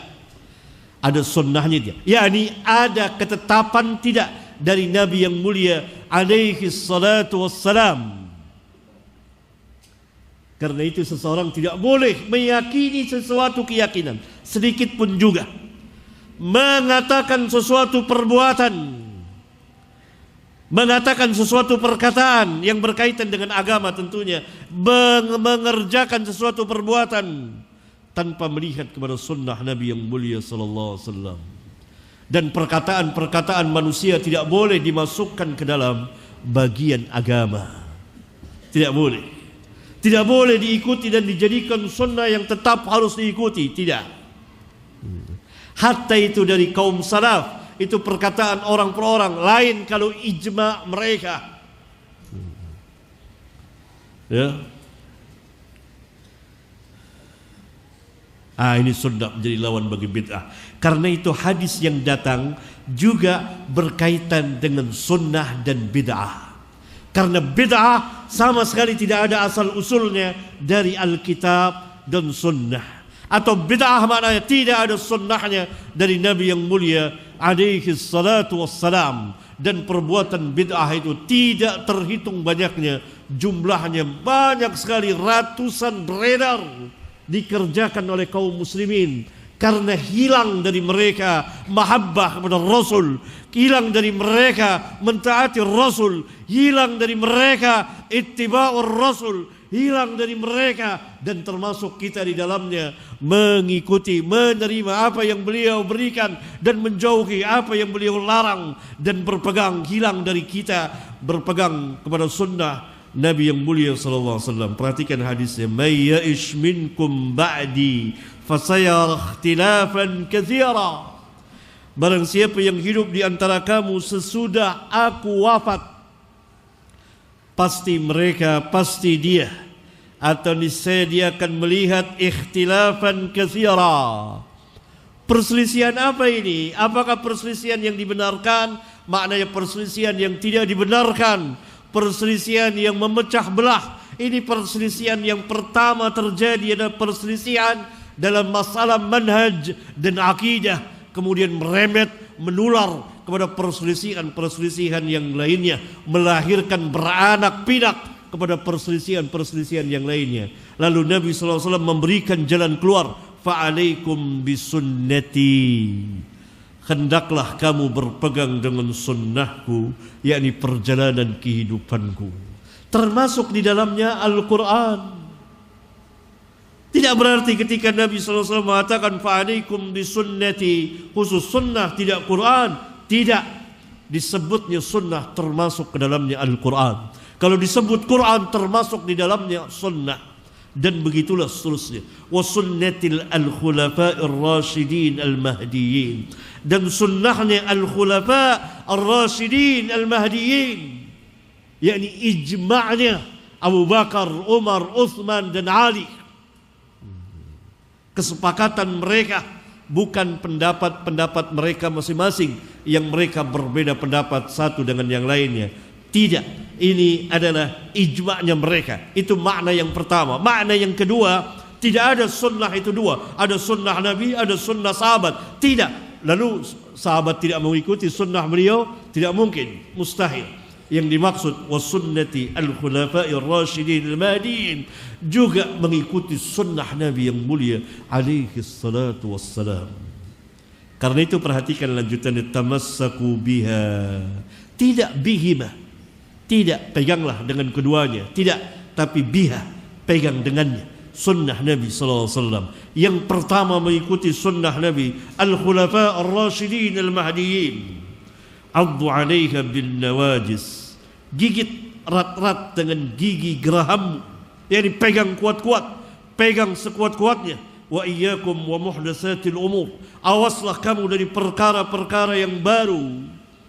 Fa inna kulla muhdatsatin bid'atun wa kulla bid'atin dalalatun, karena sesungguhnya setiap yang muhdats adalah bid'ah. Maka bid'ah itu takrifnya mudah. Nabi SAW langsung menjelaskan definisi bid'ah. Bid'ah adalah muhdatsah, sesuatu yang baru. Baru dalam hal apa? Dalam hal din. Jangan kita menjadi orang bodoh dengan mengatakan bahwa kalau begitu ini bid'ah, kalau begitu itu bid'ah, kalau begitu radio itu bid'ah. Itu bukan bid'ah yang dimaksud dalam sabda ini. itu bid'ah dunia berkembang sesuai dengan perjalanan manusia, tingkat berpikir dan ilmu pengetahuan manusia. Bukan itu. Tapi ini muhdats, bid'ah, din, agama yang baru. Makna yang baru tidak ada pada zaman Nabi sallallahu alaihi wasallam, tidak pernah dikerjakan oleh Nabi sallallahu alaihi wasallam. Ibadah seperti itu, keyakinan seperti itu, perkataan seperti itu tidak pernah ada. Nanti kita akan melihat contoh-contohnya yang begitu banyak. Nah, di hadis yang mulia ini, hadis yang sahih ini, hadis yang dikeluarkan oleh para imam ahli hadis, Abu Daud dan Tirmidzi dan Ibnu Majah dan Ahmad dan Darimi dan Hakim dan lain-lain dari hadis Irbad bin Sariyah, jelas disebut sunnah dan bid'ah, menunjukkan bahwa sunnah selalu berlawanan dengan bid'ah, dan bid'ah menjadi lawan sunnah, sunnah menjadi lawan bid'ah. Karena ketika Nabi SAW mengatakan fa'alaikum bisunnati, beliau memperingati akan bid'ah, wa iyyakum wa muhdatsatil umur fa inna kulla muhdatsatin bid'ah wa kulla bid'atin dhalalah. Dan akidah ke-80 barangkali terakhir kita ini berpegang dengan peninggalan dan wasiat beliau sallallahu alaihi wasallam, yaitu Alkitab, Al-Quran dan Sunnah. Ini diulang-ulang. Ini wasiat yang terbesar sekali ini. Dan dibawakan hadis yang sangat terkenal yang dicatat oleh Al-Imam Malik di kitabnya Al-Muwatta, dan saya jelaskan tentang sanadnya di kitab ini. Kemudian sedikit diberikan penjelasan. Taraktu fikum amrayn lan tadillu ma tamassaktum bihima, kitaballahi wa sunnata nabiyhi sallallahu alaihi wasallam. Barangkali ini ikhwan, karena akidah ke-81 adalah panjang sekali, kita akan berbicara termasuk keimanan kepada Nabi sallallahu alaihi wasallam, termasuk mengikuti Nabi sallallahu alaihi wasallam adalah bermanhaj dengan manhajnya para sahabat ridwanullah alaihim jami'an. Dan mengapa demikian? Ini adalah kita akan bahas pada pertemuan yang akan datang insyaallah taala. Sampai di sini. Walhamdulillahi rabbil alamin. Alhamdulillah حمدا كثيرا طيبا مباركا فيه كما يحب ربنا ويرضى. وصلى الله وسلم على النبي الكريم وعلى آله وأصحابه ومن تبعهم بإحسان إلى يوم الدين. Waba'd. Pertanyaan, apakah Abdullah bin Salam ketika datang ke Madinah, bukan datang ke Madinah, tapi Abdullah bin Salam orang Madinah, tapi karena orang-orang Yahudi tinggal di Madinah, pindah dari Yaman ke Madinah. Di Mekah tidak ada ahli kitab. Karena itu Rasulullah SAW terjaga dari kemasukan tuduhan bahwa itu adalah ajaran ahli kitab. Tidak. Di Mekah adalah kaum musyrikin. Sedangkan di Madinah ada kaum musyrikin dan ahli kitab, yaitu Yahudi. Salah seorang di antara mereka adalah Abdullah bin Salam. Jadi beliau memang tinggal di Madinah, bukan datang ke Madinah. Saya lanjutkan pertanyaannya. ketika datang ke Madinah, itu salah tadi ya, dibetulkan. Bertemu Rasul sallallahu alaihi wasallam. Yani Rasulullah sallallahu alaihi wasallam datang ke Madinah, hijrah. Ketika datang, maka ada seorang penyeru yang menyeru kepada penduduk Madinah dengan suara keras.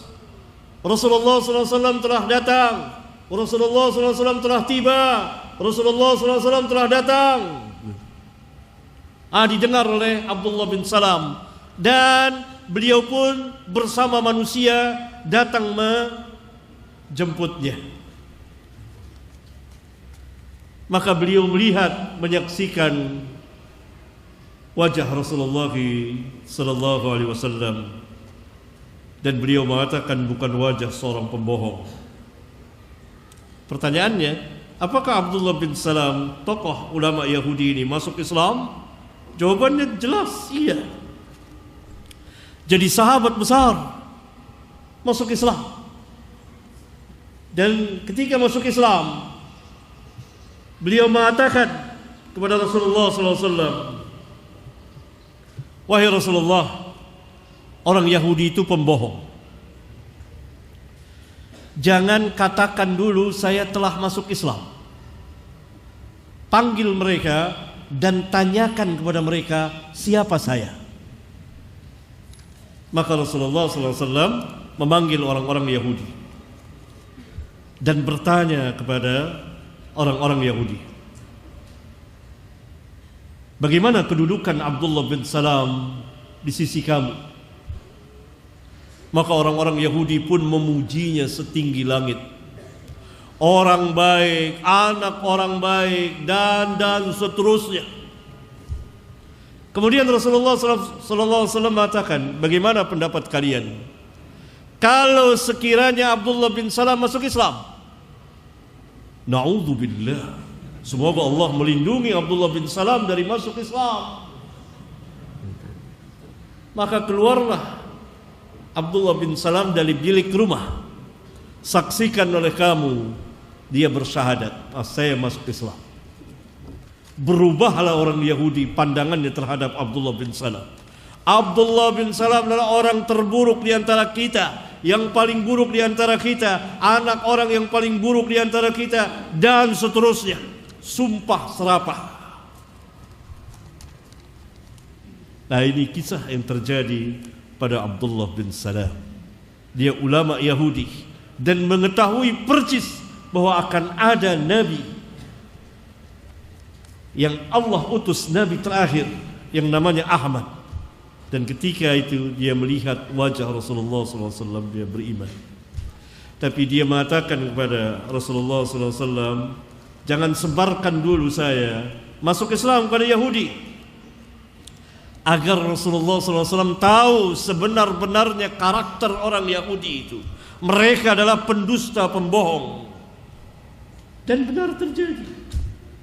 Awalnya mereka memuji Abdullah bin Salam karena belum tahu bahwa Abdullah bin Salam telah masuk Islam. Ketika dikabarkan Abdullah bin Salam masuk Islam, mereka mengatakan, na'udzubillah, semoga Allah melindunginya dari masuk Islam. Baru keluar Abdullah bin Salam, ini saya, gitu, seolah-olah saya masuk Islam. Dicaci maki. Itulah Yahudi. Taulah Rasulullah SAW karakter orang Yahudi. Walaupun beliau telah mengetahui dari ayat-ayat Al-Quran, tapi ini langsung dari pelakunya, langsung dari orang yang dekat, langsung dari ulamanya. Itulah Yahudi. Terjawab ya. Pertanyaan selanjutnya. Assalamualaikum waalaikumsalam warahmatullahi wabarakatuh. Ustaz, apa hukumnya memakai behel gigi sebagai usaha untuk merapikan gigi yang tidak teratur? Apakah ini diharamkan? Waalaikumsalam warahmatullahi wabarakatuh. Waalaikumsalam warahmatullahi wabarakatuh. Tidak. Karena ini termasuk perbaikan. bukan lil husni al-mughayyirat khalqallah. Dalilnya adalah perbuatan sahabat ketika hidungnya hilang sebagian, somplak hilang, maka ia menambal dengan emas atau perak. Perak dulu kemudian emas, saya agak lupa di hadis, tapi ada di kitab saya, di kitab Al-Masail. Ditambal dengan perak kemudian menjadi bau, atau kemudian ditambal dengan emas. Walhasil dia tambal sesuatu hidungnya jadi bagus lagi. Ini untuk perbaikan hidung yang hilang sebelah, dan diperintah oleh Rasulullah tambal dengan ini. Ini hujjah atau dalil bahwa memperbaiki anggota tubuh yang rusak, khususnya yang barangkali nanti menyusahkan dia, kalau gigi sampai dewasa untuk makan dan lain sebagainya, kalau ini orang jadi menjauh dan lain sebagainya, itu dibolehkan di dalam agama. Yang terlarang lil husni al-mughayyirat khalqallah. Itu yang harus dipahami.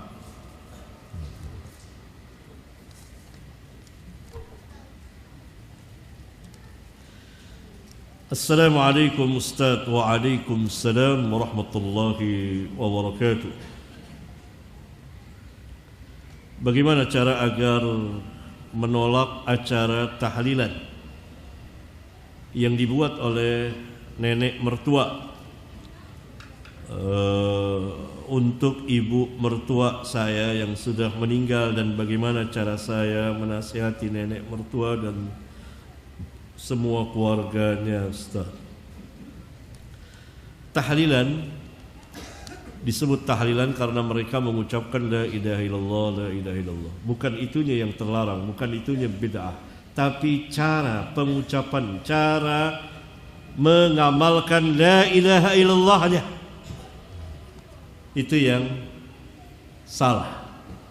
Di kita ini terkenal dengan nama tahlilan atau selamatan kematian. Ketika mati si fulan, maka ditahlilkan hari pertama sampai hari ke-7, kemudian hari ke-40, kemudian 100, kemudian hari 1000. Dan ini bid'ah. Para sahabat menyamakan ini dengan meratapi mayit. Meratapi mayit dosa, bahkan dosa besar,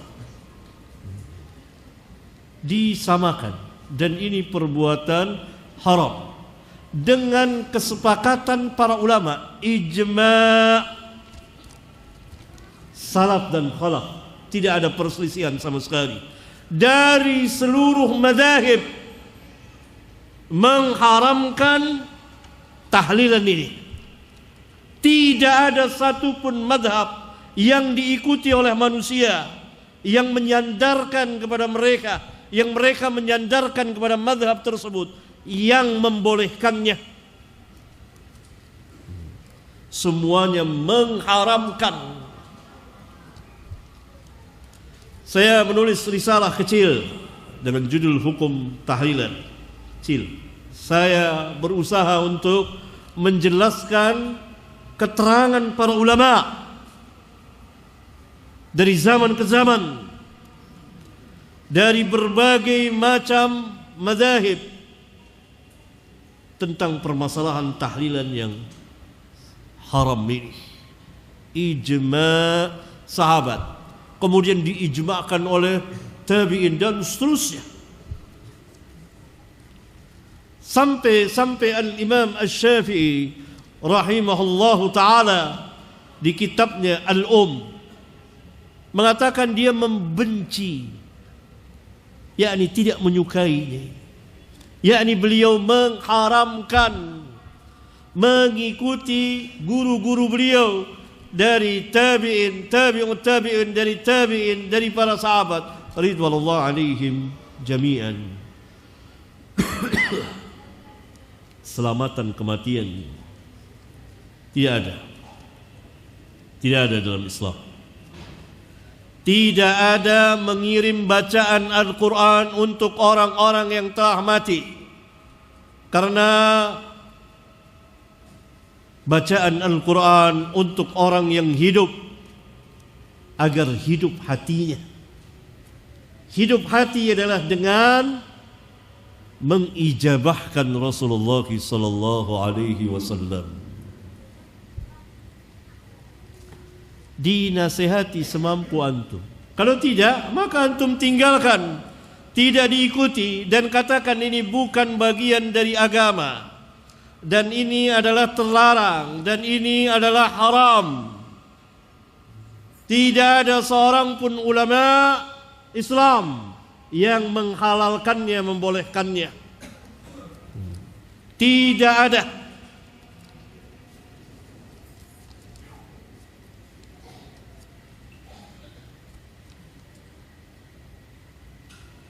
Kecuali ahli bid'ah.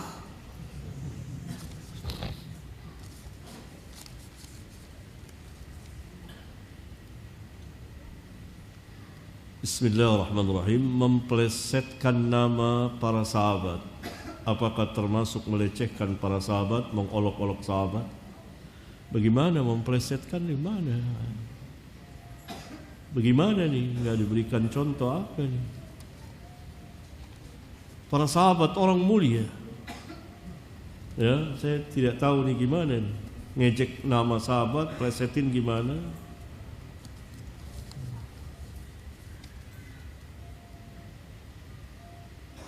Assalamualaikum Ustaz. Waalaikumsalam warahmatullahi wabarakatuh. Semarak zikir sesudah salat 5 waktu dan salat Jumat. Karena ada ustaz yang bilang zikirnya tidak sama, mohon penjelasannya. Ini apa pertanyaannya? Semarak zikir sesudah salat 5 waktu dan salat Jumat.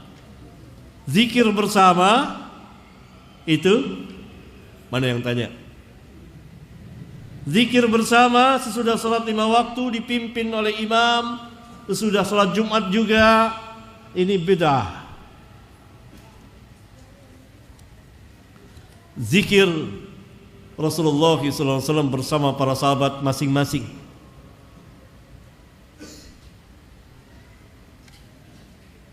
dan dengan suara terdengar masing-masing.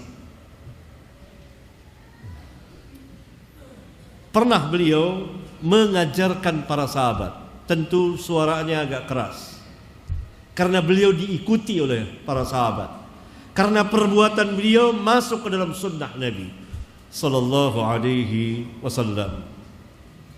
Oleh karena itu, para ulama mengatakan bahwa hukum asal zikir sir, terdengar masing-masing. Wa dunal jahri minal qaul, kata Allah di dalam Al-Quran. Allah Subhanahu wa taala berfirman,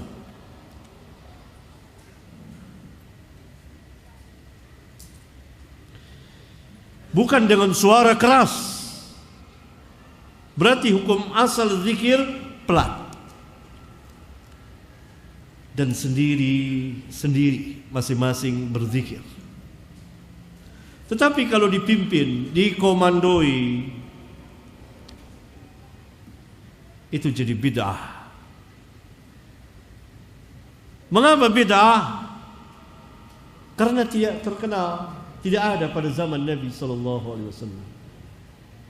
Ibnu Abbas radhiyallahu taala anhuma mengabarkan bahwa ada suara keras sudah salat. Itu Nabi SAW litta'lim, untuk mengajarkan para sahabat dalam masa yang singkat.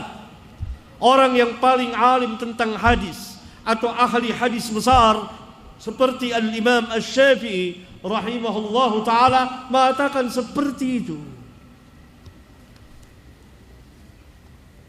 Di antaranya beliau yang mengatakan itu untuk litta'lim, mengajarkan. Kalau benar terus-menerus, tentu akan dinukil oleh para sahabat ridwanullah alaihim jami'an. dan zikir keras-keras tentu tidak akan ditentang oleh sahabat-sahabat besar seperti Abdullah bin Mas'ud radhiyallahu taala anhu.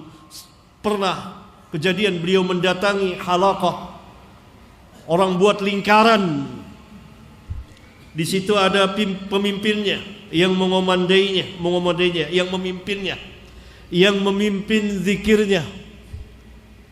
Lalu pemimpin ini mengatakan, kabbiru, bertakbirlah kamu. Maka rame-rame Allahu Akbar, Allahu Akbar, Allahu Akbar. Halilu, bertahlillah kamu. La ilaha illallah, la ilaha rame. Sabbihu, bertasbihlah. Maka dimarahi oleh Ibnu Mas'ud, ditegur dengan teguran yang keras sekali, dan dikatakan berbeda agamanya dengan agama Muhammad sallallahu alaihi wasallam, karena agama Muhammad sallallahu alaihi wasallam tidak mengajarkan itu. Ini atharnya sahih, diriwayatkan oleh Al-Imam Ad-Darimi dan lain-lain. Dimarahi. Kalau ini benar pertanyaannya seperti itu.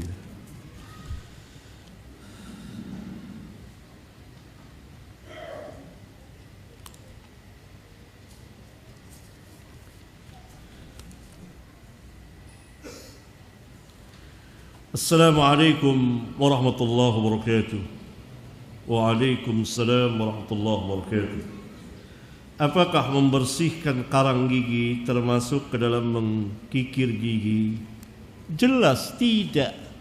Namanya juga membersihkan karang. Kalau tidak dibersihkan, gigi kita akan otek, akan melemah.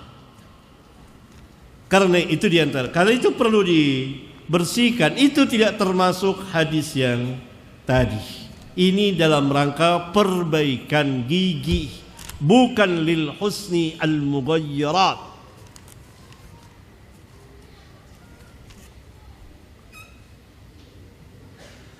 Assalamualaikum Ustaz. Waalaikumsalam warahmatullahi wabarakatuh.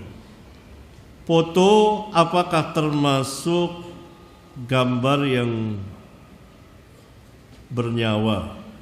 Kalau bukan gambar bernyawa, apakah boleh dipajang di dinding atau di kamar rumah? Lukisan yang terlarang adalah lukisan yang bernyawa. Lukis, bukan foto. Foto film itu dia mengkopi yang aslinya. Dia tidak bisa dimasukkan ke dalam bab gambar dan melukis atau mengukir atau memahat, tidak. Ya. Baik foto yang bernyawa atau memoto yang tidak bernyawa. Gambar seperti ini, ada gambar nih. Saya lagi difilmkan dan masuk ke TV, dilihat gambar. Ini asli, bukan lukisan. Karena yang dilihat sama saya juga. Beda dengan melukis. Berarti foto, film beda dengan melukis, menggambar, memahat patung.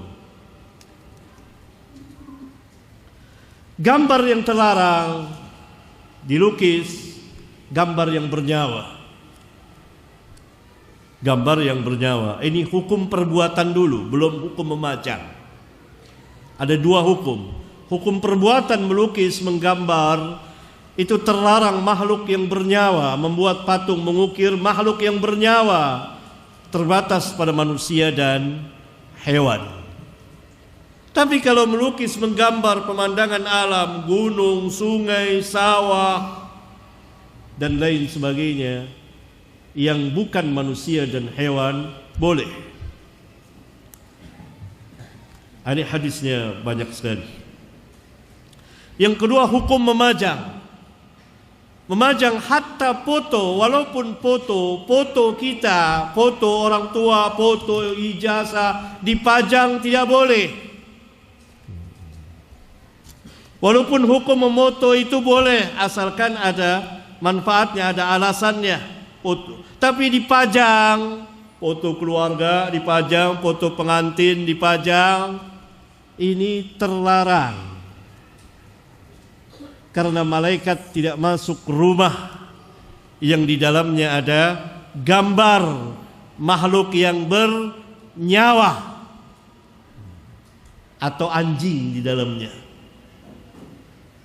Dalam hadis sahih Rasulullah SAW pernah ditegur oleh malaikat Jibril alaihi salam. Ketika malaikat Jibril tidak masuk ke rumah beliau, dan di rumah beliau ternyata ada patung, maka diperintah oleh malaikat Jibril, patungnya itu hendaklah kepalanya dihilangkan. Sini. Karena makhluk itu di sini, kalau nggak ada kepala, hilang kepala, muka semua hilang, maka dia bukan makhluk lagi, kata Jibril, hingga jadilah ia seperti pohon. Kalau hilang kepala, maka seolah-olah dia tangan kaki jadi ranting dan batang pohon. Maka dipotong oleh Rasulullah SAW. Oleh karena itu, saya beberapa kali memberikan masukan nasihat kepada sebagian kaum muslimin yang menggambar, khususnya cerita anak di buku-buku gambar, kepalanya masih ada, matanya dihilangkan, hidungnya dihilangkan gini. Ini tidak cukup, terkena hadis tadi. Harusnya kepalanya hilang. Itu.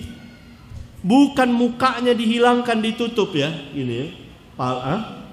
Ada contoh nggak? Kalau cari contoh. Ini tidak cukup. Terlarang kepala. Itu ada hadis tadi. Malaikat Jibril alaihi salam memerintahkan kepada Rasulullah sallallahu alaihi wasallam agar dipotong kepalanya. Kan ada itu pelajaran sholat pada ini. Kepalanya masih nggak ada. Walhasil.